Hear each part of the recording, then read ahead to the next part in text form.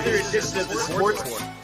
And we are back. We got the full crew in the house.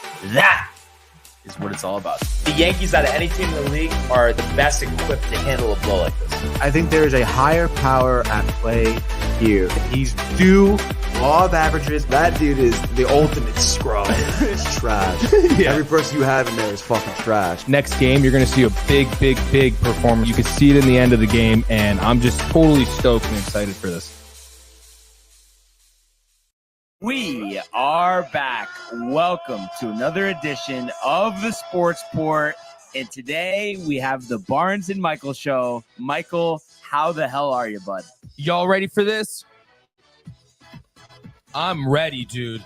It's the best time to be alive. Summertime, Barnes. Let's go. Coming off 4th of July weekend. And it just, like we were saying before the show, it has been a minute since we've had the Barnes and Michael show, the Dave and Ty show. So really looking forward to this. I love it. This is honestly one of my favorite times to do the show, when it's just you and I let you talk as much as you want about whatever you want, and then I get to chime in about certain things that I like, and it's just the best. Absolutely, man. Absolutely. And there is so much to recap. Obviously, the last time we saw everybody was Thursday. Here we sit on Tuesday. So let's get right into it. The world of the National Basketball Association. LeBron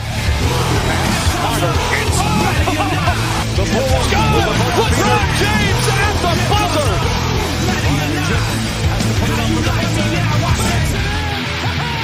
He banks in the three, and the Lakers win the game. All right. Obviously, here we are in the off season of the National Basketball Association. And like, again, we were saying before the show, Michael, how ironic after a full season that just ended a few weeks ago, that the best part since opening night has been the start of the offseason and free agency. Unbelievable. Ridiculous. I mean, it's the news. It's almost like a soap opera, like a reality television show you can't get enough of in the offseason for the NBA.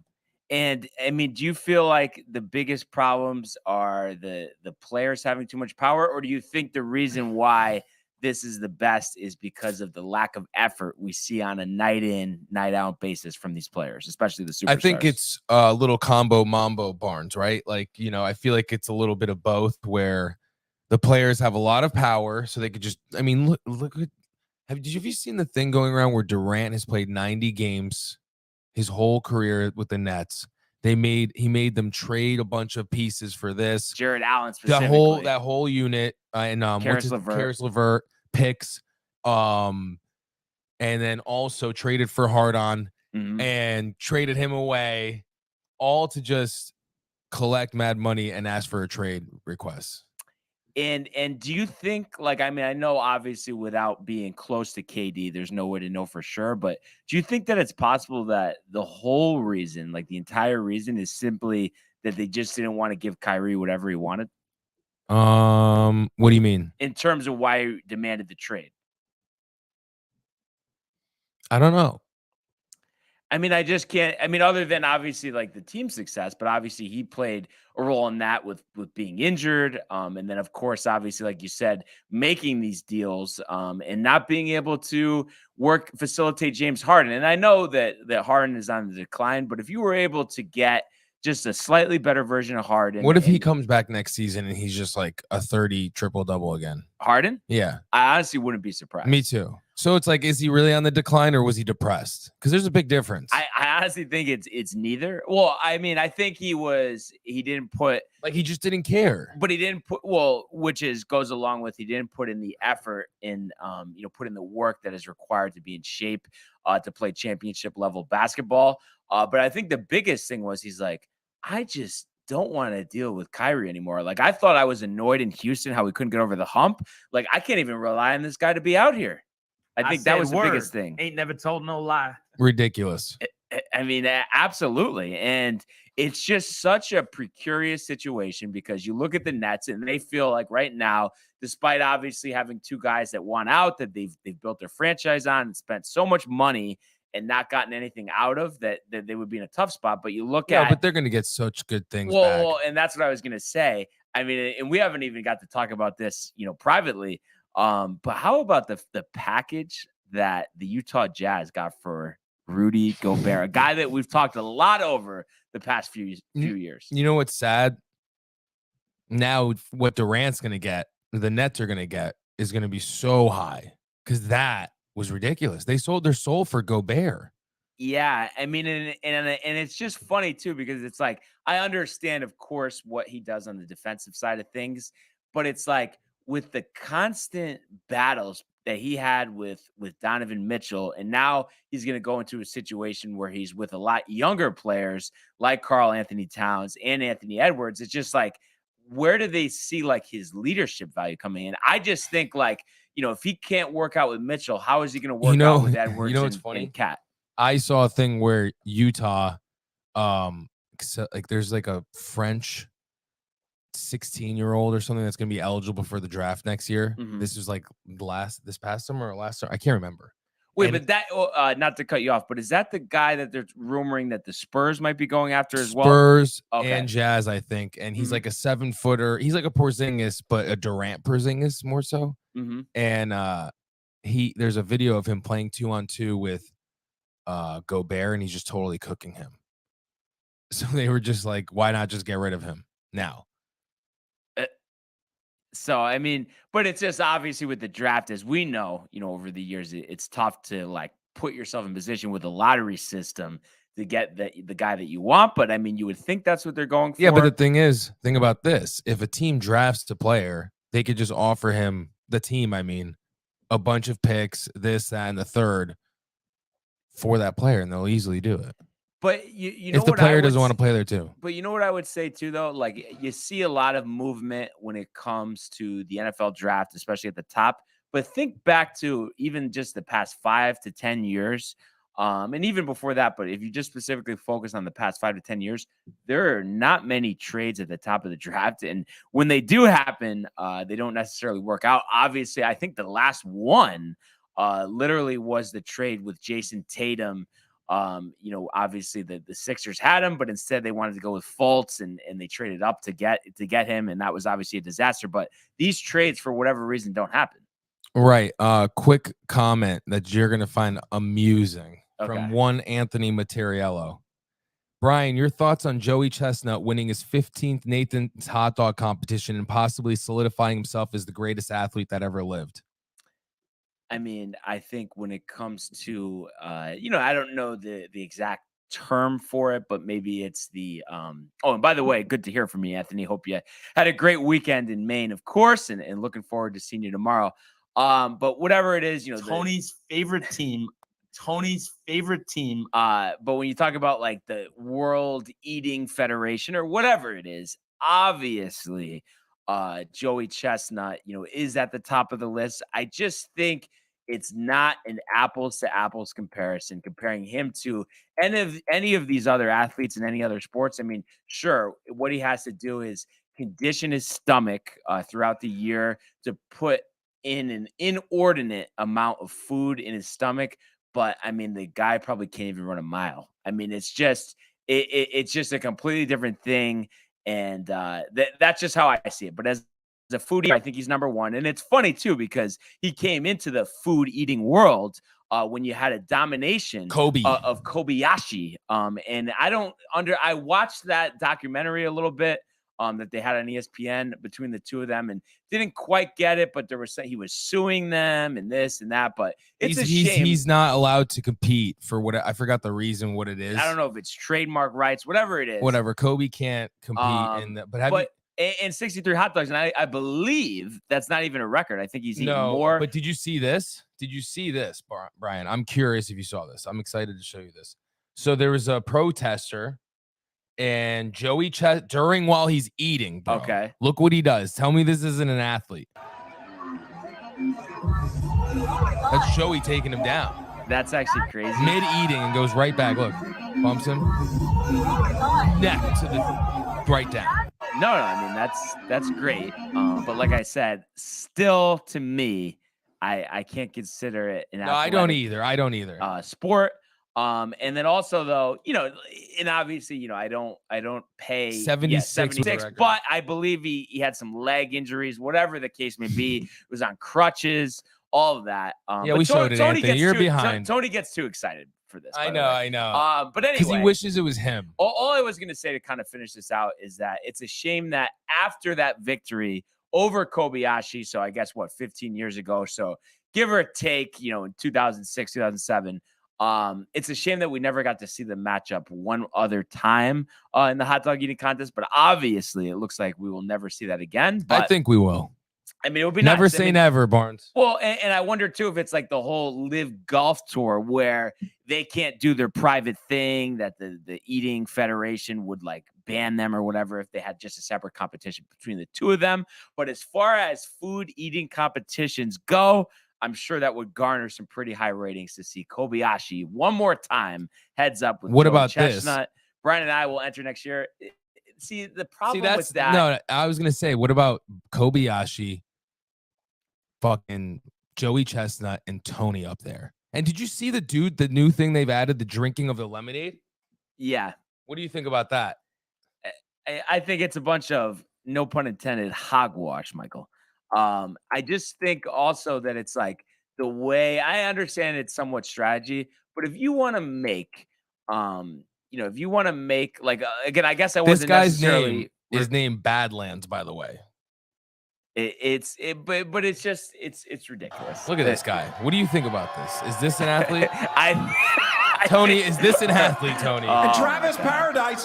He said he will hold the must. Dude, if you, Tony, I'll tell you this right now. I will pay the full way if you actually want to compete in this and think you have a shot at beating that dude. You have to actually train because you can't do that. You can't just go there whimsically. You have to start eating dogs. Well, and the thing is, it's like everybody, you feel like, I like hot dogs. I can eat a bunch of them, but it's just this stuff is a completely different level. Like for normal people like me, like you, I mean, eating like 7 dogs is a lot. So imagine timesing that by 9 to get to 63.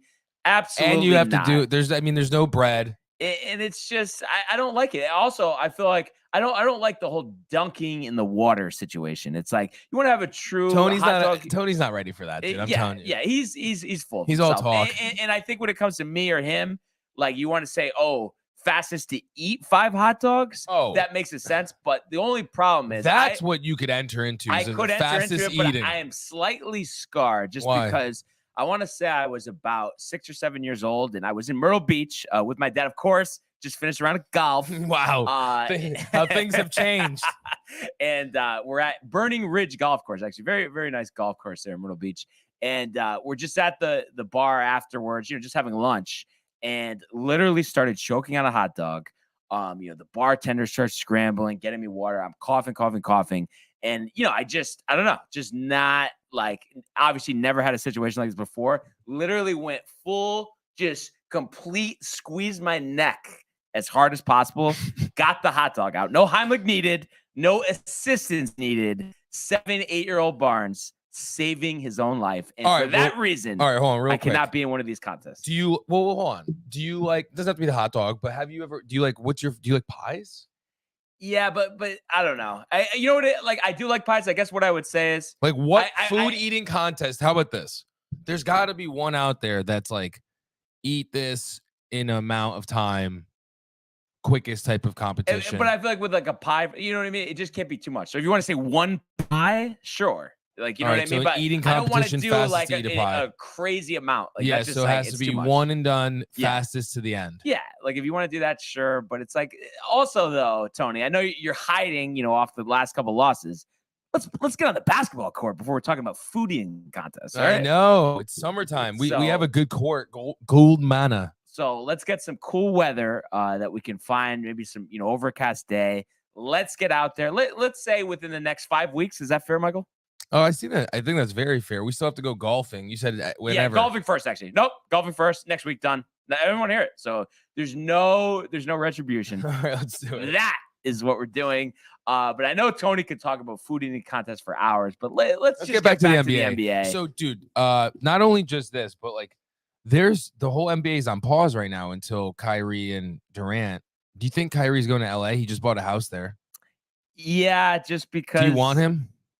Unfortunately, for one season, yeah. Just because they don't have. What's the other move? You can't trade Westbrook, but for whatever reason, supposedly They're the gonna Nets trade are him. open to Yeah. taking him. So you have to get rid of him because I mean, I think if he does return to the Lakers, Westbrook, I mean, he's going to be bought out by mid-season. It's just a waste of time. Obviously, we know, and I'm number one on just being annoyed with Kyrie. But if he could just like hone in for one season, I mean, the Lakers could easily be in the conversation for a title as long as LeBron and AD are healthy. Obviously, it's a big if, but it's the only thing that they got. And obviously, this is the last year of LeBron's contract. Some rumors about Cleveland, but they just gave all that money to Garland. Not to mention, they have some other guys that they have to, eventually Mobley will need money. So I don't know how all those finances would work. Of course, the cap goes up every year, but we're focused on next year. Apparently, so I think that's what's going to happen. I heard for Durant, Miami's a done deal. What's the package? I forgot. So how's it a done deal? I mean, Pat Riley, dude. Can you ever doubt him? No, but I just because I would imagine that with that package though, I mean they're not going to trade Jimmy, so they're going to have to trade Bam and Duncan Robinson and I mean who a bunch of draft picks. No, Durant wants Bam there. So, but see that's the thing though. But Pat always figures it out. He always figures it out, but at the same time, the Nets are figuring it out, and they're going to make sure they get a good package. And I don't think Donovan that's enough. Mitchell, where's he going? I think he's staying. Supposedly, they want to build around him. Bradley Beal.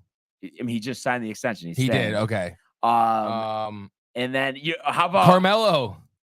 He's coming back to the Knicks, probably. Yeah. And speaking of the Knicks, I haven't got to ask you about this, dude. Yes, finally, Burks is gone. No, well, that of course, and we'll get to Brunson in a second. But the fact that Zion signed that contract, is he just going to play one season in NOLA before he heads over to New York? Yeah, wanted the max extension, wouldn't have been eligible for it. Exactly. No, 100%, 100%. Going to be, complaining, blah, blah, blah. Can't play with Ingram. Perfect. And I know, we were talking about before the show, you flipped the script in terms of Jalen Brunson. Obviously, was it a 4-year, like 125? Is that? Yeah, I guess by the time he's like in the second half of his contract, he'd be like in the 30th to 40th highest paid point guard. So you're good with him? Yeah, I'm fine. What does the rest of the offseason look like for the Knicks? I'm happy they traded all the old guys.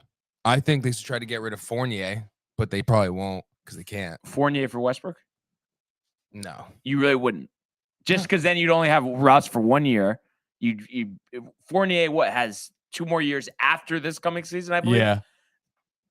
I mean, I know it's not because it's still the salaries wouldn't match up, but I think anything to get rid of that because he's just a defensive liability and he's not consistent enough from three. Yeah, exactly. And the sad part about it is, I don't know about you, but I think if he's focused, if he's locked in, and he's playing the way that he should, he's capable of being a 45% shooter, but he just, for some reason, it just doesn't happen. It's sad, He's, he's too inconsistent. And I'm just looking at this too. And obviously, Brunson, other than, when Luka was out last year, not really his whole career, actually, has not been the main point guard, so his career high assist is 4.8. What type of assist production are you expecting next season? 8 to 10. 8 to 10, and then how many points?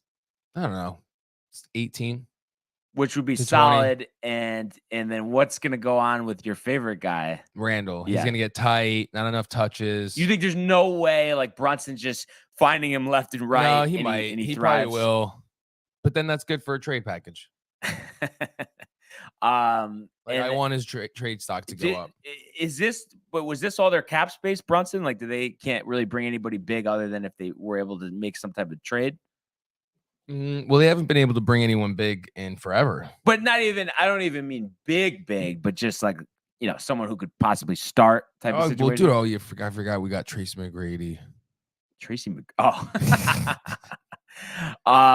And then I'm trying to think really what else is transpired other than that. Have we really had any other notable moves? Joel Embiid really wants Durant. It's just we're waiting for these big pieces to move, really. So you think he's gonna end up going to the Heat though? I think so. But I think they're definitely going to have to up that package if they want a chance, because I think this is how I look at this. I think no matter what, Joe Tsai is going to trade Kyrie, but I think there's somewhat of a % chance that he goes to Durant. Listen, you wanted to sign this max extension. You can't just bail out a year later after you haven't even been healthy half the time. So we're just going to keep you. If you don't want to play, then you won't get paid. I mean, that would set a new precedent, would it not? Yeah, that'd be nice, but I doubt that's going to happen. But why though? Contracts, maybe? I don't know. No, but there's no rule requiring them to trade him. No, I know, but if you don't play, we don't pay. Right. So I'm saying, but that's what I mean. Like, so Durant might be forced to suit up with the Nets. Yeah, but you don't want that. I kind of think you Ben Simmons. But I don't know. Just tell me though, would you, if anybody was going to do it, would it really surprise you if Tsai and the Nets did it? No, I wouldn't. He's tight. Yeah, exactly. He put all this money, all these resources, and then made them scramble to get Ben Simmons. Is Ben Simmons going to play again? Dude, I know he's such a softy. Yeah. He's so soft. It's just sad. The NBA is so sad.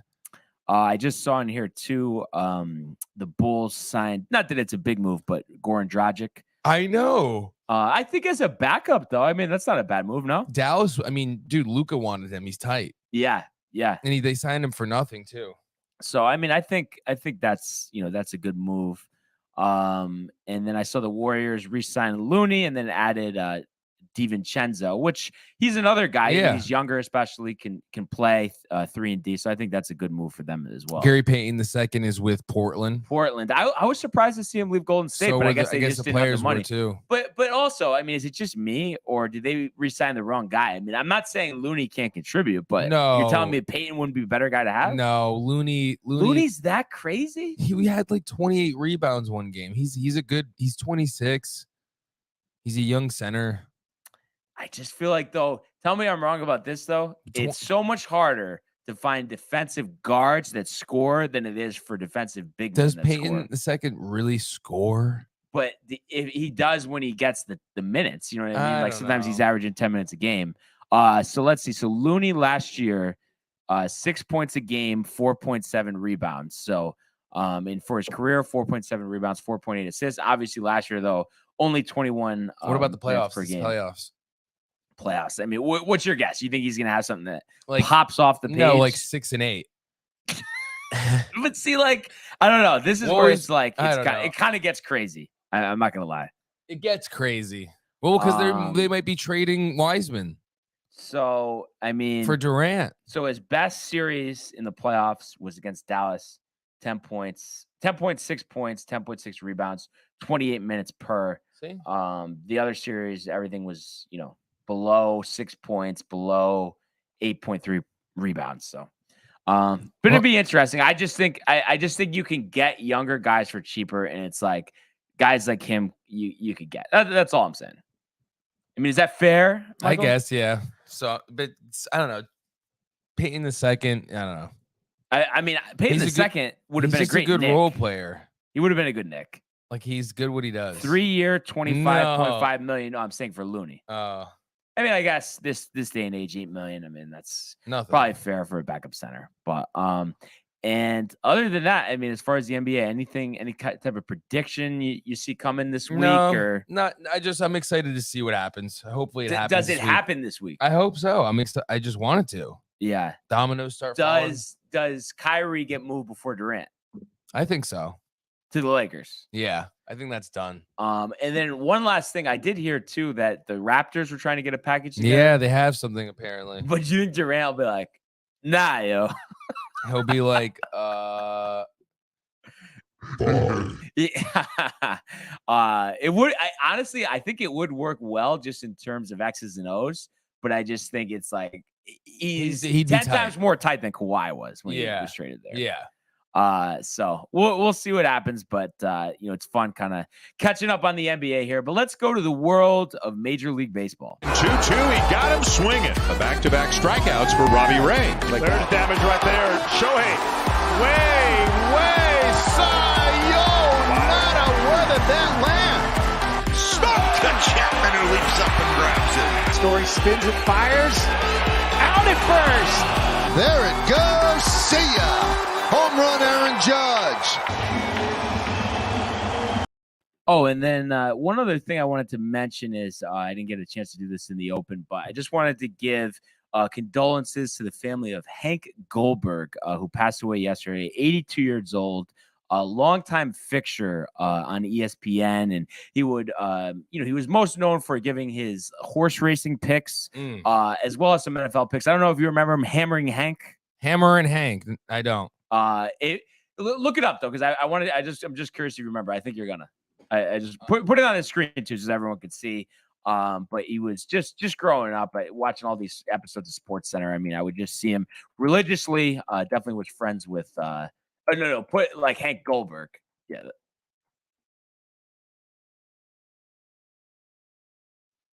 Anything?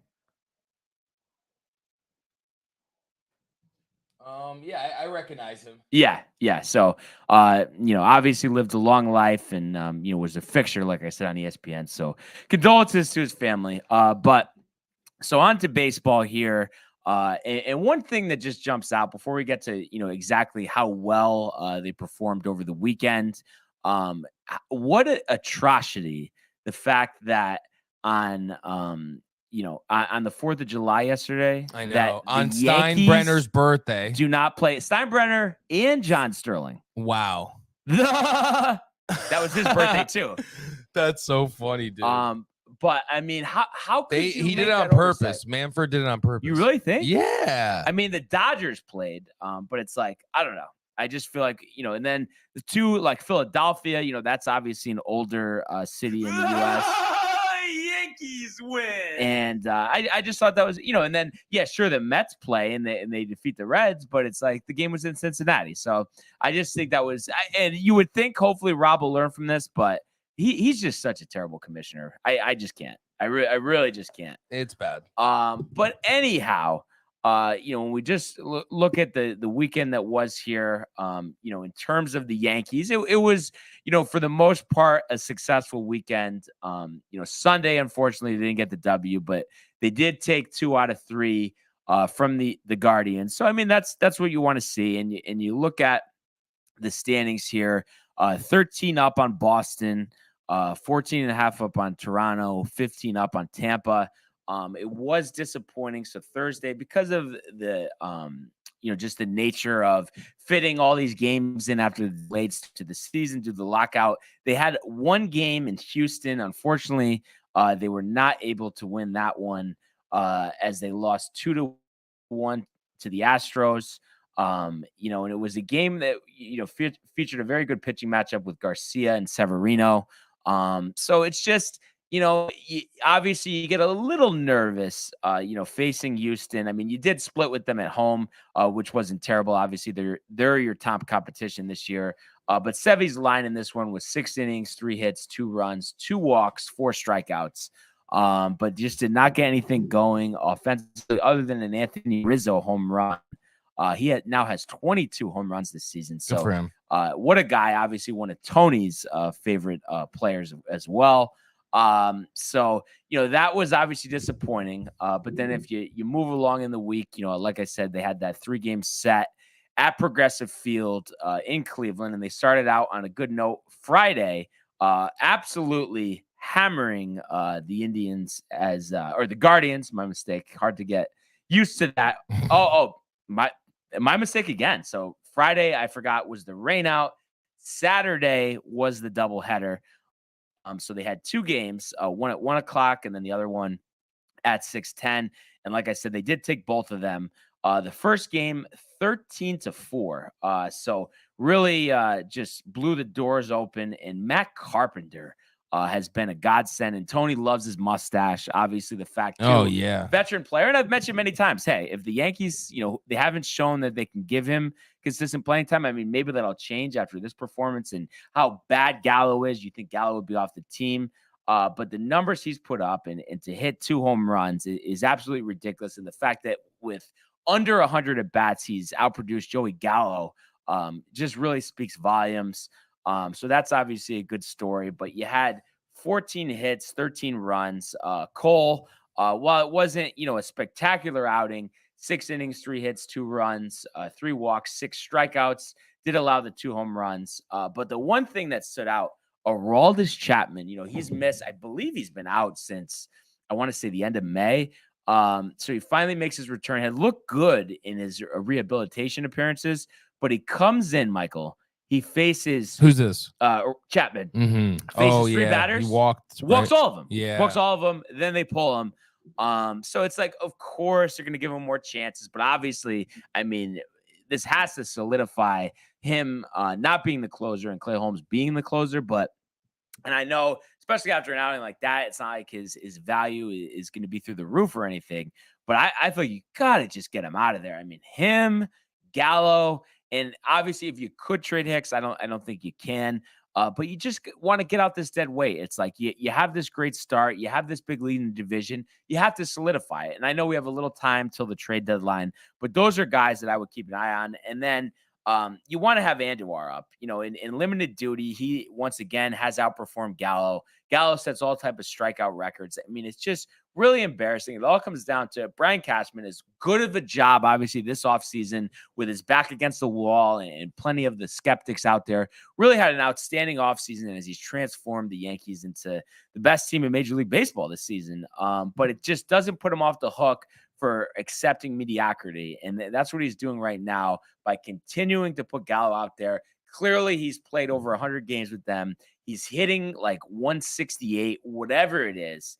It's just a joke. And I know I've mentioned it many times to Tony, and he's probably nauseous listening to me talk about it again, but he's just got to go. It's that simple. So they win the first game of that doubleheader, 13-4.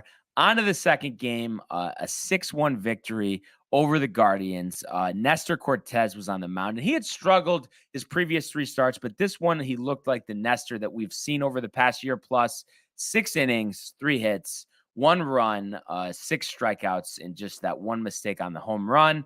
Bullpen does the job, of course, in the names of Michael King, who's just been outstanding this year. 2 scoreless innings, 3 strikeouts. Wandy, and then Clay Holmes comes in the jam because Wandy had loaded the bases, but he gets a ground out, of course, with that heavy sinker. Yankees win 6-1. So another great game, and you saw Stanton hit his 20th. So Yankees, the only team in the majors to have 3 guys with 20 home runs. Obviously, Judge, Rizzo, and Stanton, 2, 3, and 4 in the lineup. So you love to see that. And then really, other than that, the other thing that just stood out to me was the fact that Josh Donaldson, I mean, he talks a big game and obviously had the whole thing with Tim Anderson and the suspension. Has always been kind of a controversial figure. The production is just not there. And it's a shame that, we pick up that big contract. You're not going to be able to trade him. But I just feel like, we always say if George was here, he'd get rid of the dead weight. And that's definitely another guy that I feel like they would be more than better off getting rid of and just having somebody who's going to give them production. But if he's stuck on the team, you can only hope that he gives them some type of offensive production. But obviously, time will tell in regards to that. So it was nice to sweep the doubleheader. And then, it was on to Sunday, and you really just wanted to finish off the sweep. And it's just was a shame. You just did not get a good performance by the team. And it wasn't the pitching's fault. Of course, the pitching has been a big, aspect of their success this year, but they got 1 hit. 10 strikeouts, 1 for 29 at the dish. And it's like Tristan McKenzie, sure, he's kind of come on this year after a lot of expectations, and he hadn't, lived up to them up until this point. But to just manage 1 hit against him in the bullpen, you almost rallied there in the 9th, but you didn't. I mean, I know Judge didn't start. I know LeMahieu didn't start. Carpenter came off the bench, but struck out, unfortunately. And you wasted a good outing from Jordan Montgomery, 5 innings, 3 hits, 1 run, 3 walks, 8 strikeouts. Sears and Abreu, combined for 3 innings, 4 hits, 1 earned run. So your pitching put you in the game. Unfortunately, you didn't finish the deal. McKenzie, Morgan, and Kloss just shot at the Yankees. But listen, you're going to have bad games. And this game, marked their 80th of the season. And anytime you're 58 up, 22 down, you're going to take it. You're going to take it any day of the week. And that's where the Yankees find themselves after, the off day yesterday. And now they get a series in Pittsburgh with the Pirates. So that would be something where, you look at this Pirates team. Obviously, they've struggled 32-47 this season. And this is actually going to be an abbreviated set before they head to Boston for a 4-game set. So obviously that'll be one everyone has circled. But as far as these 2 games in Pittsburgh, you look at tonight, you got Jameson Taillon versus Jose Quintana. So Quintana, actually a former Yankee farmhand before they obviously let him go. I think it was just they didn't bring him back under his minor league contract. Ended up doing pretty good with the White Sox, struggled with the Cubs. Here he is with the Pirates, kind of trying to rejuvenate his career. I mean, he has a 3.43 ERA this year, but that's a guy that I just look at and just because of the because of the nature of him throwing, high 80s, barely touching 90 on the gun most of the time, you feel like they should be able to hit him up. And after an off day, I mean, they had a stretch. I think they played 19 out of 20 games in a row. So that might have had something to do with the lack of offense in that last game in Cleveland.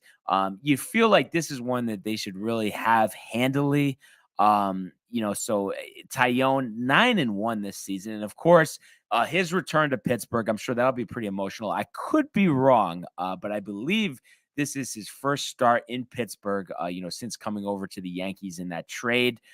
So with all of that being said, I feel like this sets up for a nice, easy victory for your New York Yankees here. And it's Pittsburgh. I mean, there's no other reason to expect any less. Obviously, they've helped us out too with Clay Holmes as well. And of course, Garrett Cole.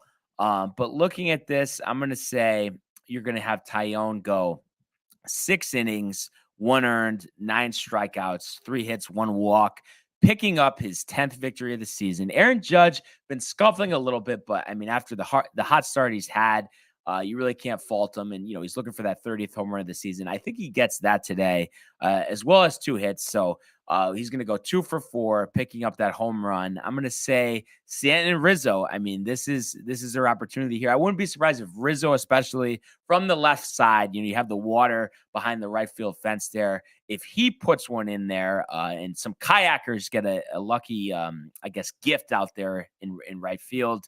So I'm going to say Yankees all over the Pirates here. Let's say 8-2 as they pick up their 59th victory of the season. And just, you have to take care of business against these weak teams, and I fully expect the Yankees to do so. So that's what we got for the Yankees, and we'll take a look at the New York Mets here. They let's see. So they yesterday, won that game in Cincinnati 7-4.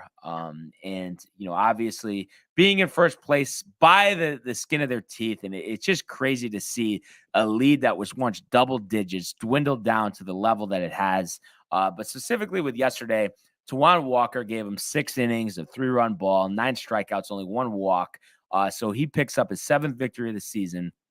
2.86 ERA. So I've always been a guy that's been, after that second half last year, I mean, what was the ERA? Around 6. I've not been a big supporter of his, but you can't argue with the results. A 2.86 ERA before the break. He could possibly make the All-Star team. Seth Lugo gives Edwin Diaz a blow here, picking up his 3rd save of the season in a scoreless 9th. Lindor did hit his, I believe, his 13th home run of the season. Average of 248. The RBIs are at 57. So, I mean, who knows? By the end of this season, Tony may be right. He might give them that production they've been looking for.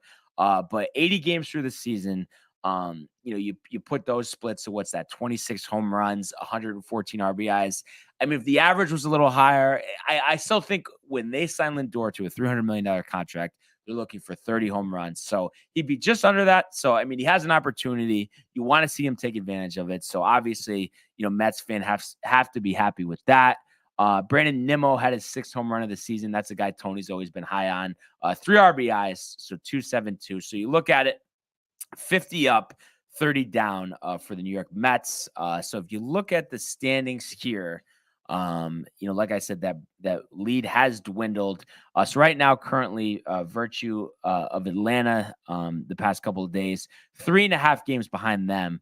So definitely, obviously, well with striking distance. And it's funny too, so many hosts, including myself, honestly, said it's over. The Mets got this division. The division's terrible. And ever since that moment, Philly's played a lot better. Even Miami has gotten to respectability, but Washington in the cellar 22 games back, not going to happen. So I would say mainly the Braves are their competition. This Braves team is good.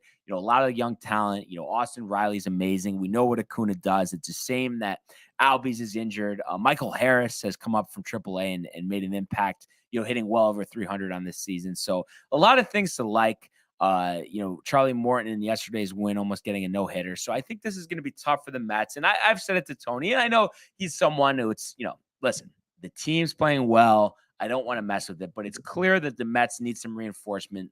That bullpen's been taxed. So I would recommend that as well as a power bat in the outfield. I think that would pay huge dividends in terms of the New York Mets, going forward. I mean, obviously, we'll see what happens. But it's going to be interesting. And if we look at obviously their series with the Reds continues tonight in Cincinnati. So right now, Mets are minus 210 on the money line, a total set for 9. And you have Lodolo on the hill for Cincinnati, 1-2, 5.52 ERA.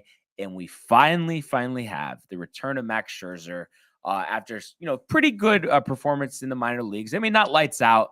I think more focus was on the fact that he got his teammates, I believe it was in AA, Binghamton for his last start, a full lobster dinner totaling around $7,000, some filet tossed in there as well as new AirPods, for all of the minor leaguers. So of course they're going to be riled up by that, and he should do that. I mean, he's making like $42 million a year, so it's nice to see players in that situation giving back to these minor leaguers who, are only making hundreds of dollars a week, living in these motels, living out of their cars. So it's nice to see Max giving back. And, this is an interesting spot. I mean, I don't think you could, after a long layoff, an oblique injury, oblique injuries are tricky, but you couldn't handpick a better opportunity for him to come back against Cincinnati, one of the more lighter hitting teams in the league, and same record as or actually not the same record, but even worse record than the Pirates, 27-52 this year. So I have to say, I always, when the opportunity arises, don't hesitate to fade the Mets. But this is a situation where even if Scherzer just gives them 5 innings, I'm sure they want to ease him back. Wouldn't be surprised if he had 9, 10 strikeouts, not going to allow any runs, maybe 1 or 2 hits, maybe keep the pitch count around 89, 90 pitches. And I think the Mets will hit here. I wouldn't be surprised if Lindor hits a home run, as well as Alonso. And maybe Nimmo has 3 hits, maybe a couple for McNeil. I think they dominate the Reds here, defeating them, let's say 9-1 in Scherzer's return. And that will be welcomed. And then, their other ace pitcher rehabbing in the minor leagues, you have Jacob Degrom, hitting 100 miles an hour on his rehab starts. And I know his return is around the corner. Obviously, they want to take it easy with him. But I'm just trying to see in terms of if there's a projected timeline. I would imagine, would be in the next week or 2. It says he's expected to have a 5-day rehab schedule, which plays his next start on Friday for the St. Lucie Mets. And then after that, he would return to the Mets in late July. So he still has a couple weeks. I guess they just really want to make sure he's right. And I think everybody will not be confident that Degrom will be there for the stretch run if he can give them 3 or 4 starts out of the gate, 90-plus pitches, pitching effectively, no mention of soreness or fatigue or any of that.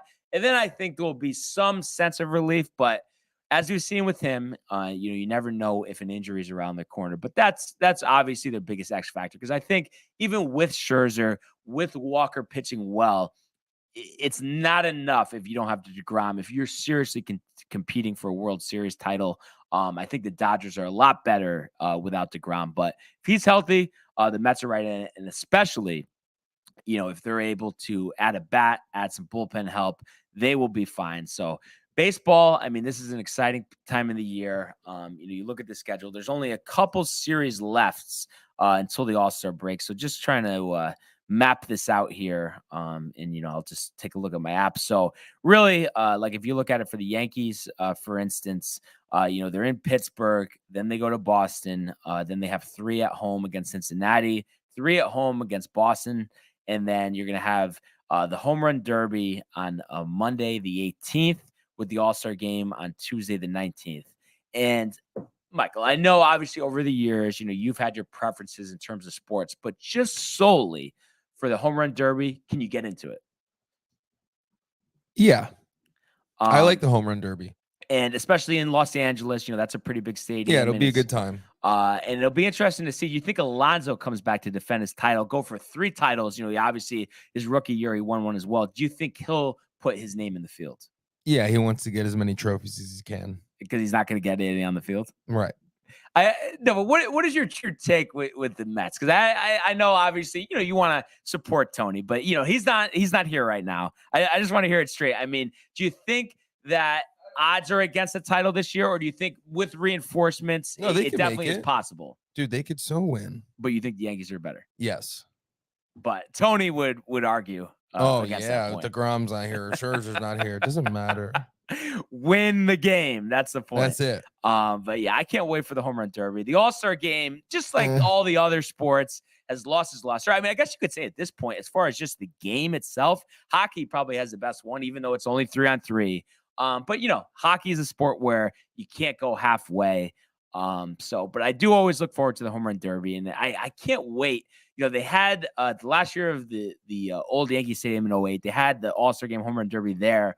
But have not had one at the new Yankee Stadium, which has been around since 2009. So here we are 13 years in. So I would imagine in the next 5 years, we'll have an All-Star game back at Yankee Stadium. And I just can't wait to see if someone could put one out of the stadium. I mean, you really have to hit one. Tony's a little skeptical on it happening, but I think there was one guy, it would be Aaron Judge. And I think he's kind of done with derbies, especially if you look at the numbers, after that derby that he had in 2017, his rookie year, really struggled the second half of the year. But I think there's a lot to be learned from guys not doing well after the derby. And I just feel like with all the footage out there, all the technology, I mean, you can make sure that you have your right swing because obviously you're going to lift a little more. It's a home run derby. You want to put a show on for the fans. But I would like to see the big names not shy away from this moment because that's what makes sports the best, when you have the big names competing against one another.